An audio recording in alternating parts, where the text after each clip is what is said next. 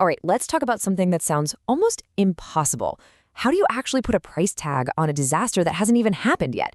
A hurricane that's still just a whisper over the ocean, or an earthquake that might be decades away. Well, the insurance industry has to answer that question every single day. And their answer? It comes from some of the most powerful computer simulations you can imagine, catastrophe models. Today, we're going to pull back the curtain and see exactly how these things work and why they're so absolutely critical in today's world. So here's how we're going to break it down. First, we'll see why the old ways of doing things just completely fell apart. Then, we're going to peek under the hood of a catastrophe model itself. After that, we'll learn the lingo, the two key numbers that drive everything. We'll see how those numbers translate into real-world business decisions, and we'll wrap it all up by talking about why having this kind of forward-looking view is such a game changer. For the longest time, the insurance world worked by looking in the rear-view mirror. They basically said, okay, what happened last year? Let's plan for that. But as you can imagine, that approach started to show some really dangerous cracks, especially when it came to those massive, once-in-a-generation disasters. And if you want to see just how broken that old way of thinking is, just look at this number, $58 billion. That's the insured loss from severe storms in the U.S. in 2023 alone. A number that big just screams that what happened in the past is not a reliable map for where we're headed. But the real catastrophic wake-up call was Hurricane Andrew back in '92. It was so much bigger, so much more destructive than anything their historical data said was possible, that it literally bankrupted some insurance companies. The industry suddenly realized they were flying blind. They had no way to account for these rare but incredibly severe events. They needed a whole new way to see the future. And this slide right here shows that massive shift in thinking perfectly. Instead of looking backward and being limited by, maybe 20 years of data, CAT models are forward-looking. They don't just replay the past, they simulate thousands and thousands of possible futures. This lets insurers stress test their business against things that haven't happened yet, but absolutely could. Okay, so the industry needed a new tool, one that could look forward instead of back. And that tool is the catastrophe model. So let's pop the hood and see how this incredible engine actually works. At its very core, a catastrophe model is a giant what-if machine. It's a computer program that creates a massive catalog of potential disasters. We're talking tens of thousands of hypothetical hurricanes, earthquakes, you name it. Each one has a specific intensity, a specific path, and a probability of actually happening in any given year. And it does all this in 3 key steps. First, you have the hazard module. This part simulates the physics of the event itself, so mapping out a hurricane's wind speeds, for example. Second, the vulnerability module takes those wind speeds and figures out how much damage they would do to specific buildings, based on things like what they're made of and how old they are. And finally, the financial module takes that physical damage and applies the insurance policy, the deductibles, the limits, to calculate the final bottom line number, the insured loss. So, this whole complex engine spits out a ton of data. But to really understand what it's telling you, you've got to speak its language.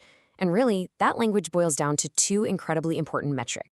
First up is the average annual loss, or AAL. The easiest way to think about this is as the long-term average cost of risk for a property or a portfolio. See, over thousands of simulated years, most years have 0 losses, but a few have absolutely huge ones. The AAL is the average of all of that. It's basically the break-even point for the risk over the long haul. And this quote from the ISCM just nails it. They call AAL loss costs, or pure premium. It's the bare-bones technical price of the risk itself, before you add in any expenses or profit.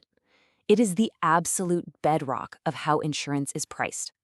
Now, the second key metric is the probable maximum loss, or PML. So if AAL is all about the average cost over time, PML is all about the extreme cost in a single year. It answers the question, how bad could it possibly get? This isn't for pricing, this is about survival. It's the number that tells a company if it has enough cash on hand to weather a truly catastrophic event. So let's look at this example, a 100-year PML of $6 million. Now, this is super important.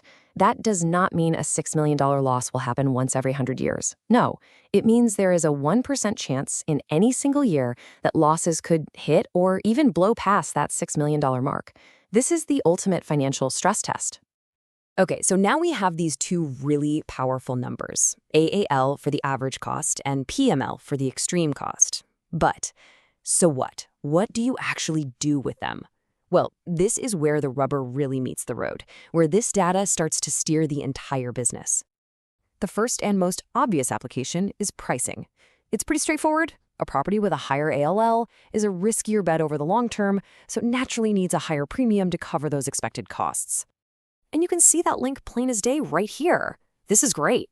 As you go down the list of counties, look at the modeled gross loss. That's the AAL.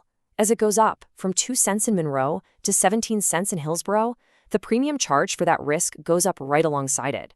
It's a direct, visible line from the model's output to the price a customer actually pays. But models aren't just for setting the top-line price. They're also crucial for designing the policy itself. For instance, an insurer needs to know, how much risk are we actually eliminating with a 2% hurricane deductible? A model can give you the precise answer. And this is where it gets fascinating. Check out the difference. In a super high-risk coastal county like Monroe, that 2% deductible only gets rid of about 20% of the expected annual loss. But then you move inland to Orange County, where the overall risk is lower, and that same 2% deductible wipes out almost 73% of the expected loss. That's a powerful insight that helps you design smarter, more effective products. So when you pull it all together, you realize that running these incredibly complex models isn't just some back-office technical task. What it really does is create a strategic view of risk, and having that view is a massive competitive advantage. It means you can price your products with confidence, based on a real view of the future. It helps you optimize your entire strategy, where to grow, what risks to take on. It stress tests your finances to make sure you can survive the big one. It tells you exactly how much reinsurance you need to buy to protect yourself.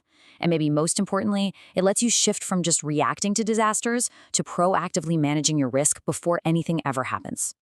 Ultimately, that's what catastrophe models give you, a scientific, disciplined way to get ready for the future. It's the difference between trying to drive a car by only looking in the rearview mirror versus having a live, high-def map of the road ahead. Which, of course, brings us to the final question. Is your view of risk built for the past, or is it ready for the future?